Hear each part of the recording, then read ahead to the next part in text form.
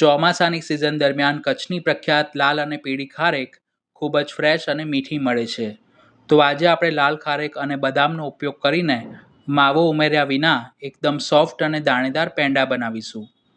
તો તેના માટે મેં 350 ગ્રામ લાલ ખારેકને પાણીથી સરખી રીતે ધોઈ લીધી છે. તેને દાંડીમાંથી અલગ કરીશું. માર્કેટમાંથી ખારેક ખરીદતી વખતે તે પ્રમાણમાં મોટી અને પાકી હોય તેવી જ લેવી. જો નાની ખારેક હશે તો તેમાં રેસાનું પ્રમાણ વધુ રહેલું હોવાથી મીઠાશ પણ ઓછી રહેલી હશે અને ખાતી વખતે ગળે બાંધશે. હવે ખારેકને આ રીતે 2 થી 3 ભાગમાં સમારી અંદર જે ઠળિયા હોય તેને બહાર કાઢી લેવા. સમારેલી ખારેકને મોટા મિક્સર જારમાં લઈ તેમાં બિલકુલ પાણી કે દૂધ ઉમેર્યા વિના શરૂઆતમાં અડધી મિનિટ માટે તેને પલ્સ મોડ ઉપર વાટવી અને પછી તેની સેમી થીક એટલે કે થોડી કરકરી પેસ્ટ બનાવવી. આ જ રીતે તમે પીળી ખારેકનો ઉપયોગ કરીને પણ પેંડા બનાવી શકો છો. હવે કસુંબા છઠ પણ આવી રહી છે, તો તે દિવસે આપણે લાલ ખારેકની સામગ્રી શ્રી પ્રભુને ધરી શકીએ છીએ. મેં 1 કપ એટલે કે 250 ml હૂંફાળું ગરમ દૂધ લીધું છે. તેમાં અડધો કપ અથવા તો 50 ગ્રામ મિલ્ક પાવડર ઉમેરી તેના બિલકુલ ગાંઠા ન રહે તે રીતે મિક્સ કરી લઈશું. જો તમે શ્રી ઠાકોરજીને ધરવા માટે સામગ્રી કરી રહ્યા હો તો મિલ્ક પાવડરના બદલે દૂધના માવાનો ઉપયોગ કરવો. કડાઈમાં 3 ટેબલસ્પૂન ઘી ગરમ કરીશું અને તેમાં ખારેકની પેસ્ટ ઉમેરી તેમાં જે વધારાનું મોઇસ્ચર છે તે બધું બળી જાય ત્યાં સુધી ધીમીથી મધ્યમ આંચ પર 5 થી 7 મિનિટ માટે શેકી લઈશું. કોઈપણ ફ્રૂટને આપણે તેના નેચરલ ફોર્મમાં ખાઈએ તો તે હેલ્થ માટે વધુ ફાયદાકારક છે, પણ મીઠાઈ બનાવવી હોય તો આ રીતે બનાવી શકાય છે. જેમ જેમ ખારેકની પેસ્ટ શેકાશે તેમ તેમાં રહેલું મોઇસ્ચર બળવા લાગશે અને તેનો રંગ સાધારણ બદલાઈ તેમાંથી ઘી છૂટું પડતું દેખાશે. આ સ્ટેજ ઉપર આપણે જે દૂધ અને મિલ્ક પાવડરનું મિશ્રણ બનાવીને રાખ્યું છે તે તેમાં ઉમેરીશું અને દૂધનો ભાગ બધો જ સરખો બળે અને શીરા જેવું ઘટ્ટ મિશ્રણ થાય ત્યાં સુધી તેને મધ્યમ આંચ પર તાવેથા વડે હલાવતા રહીશું. આ પેંડા બનાવવાની કુકિંગ પ્રોસેસ 25 થી 30 મિનિટની છે.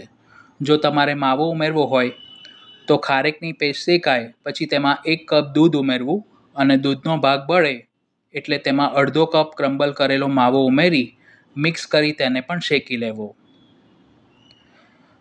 20 મિનિટ પછી મિશ્રણ આ રીતે ઘટ્ટ થઈ તાવેતા ઉપર લઈએ તો તે સરળતાથી નીચે ન પડે તેવી કન્સિસ્ટન્સીનું થવું જોઈએ.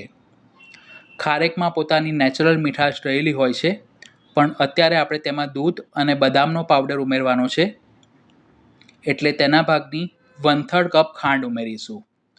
ખારેકમાં જે પ્રમાણેની મીઠાશ હોય તે પ્રમાણે તમે ખાંડ થોડી વધુ કે ઓછી લઈ શકો છો. પેંડામાં બાઇન્ડિંગ અને રિચનેસ વધુ સારી આવે તેના માટે 1/4 કપ બદામનો પાવડર ઉમેરી સરખી રીતે મિક્સ કરીશું અને ખાંડ ઓગળે અને મિશ્રણ ઘટ્ટ થઈ કડાઈમાંથી છૂટું પડવા લાગે ત્યાં સુધી 5 થી 7 મિનિટ માટે કૂક કરીશું. જો તમારે લાલ ખારેક અને પીળી ખારેકનો હલવો બનાવતા શીખવું હોય તો તેની રેસીપી લિંક ડિસ્ક્રિપ્શન બોક્સમાં આપી છે. બદામના પાવડરના બદલે તમે કાજુનો ભૂકો અથવા તો સૂકા કોપરાની છીણ પણ ઉમેરી શકો છો, પણ પછી પેંડાનો રંગ થોડો બદલાઈ જશે.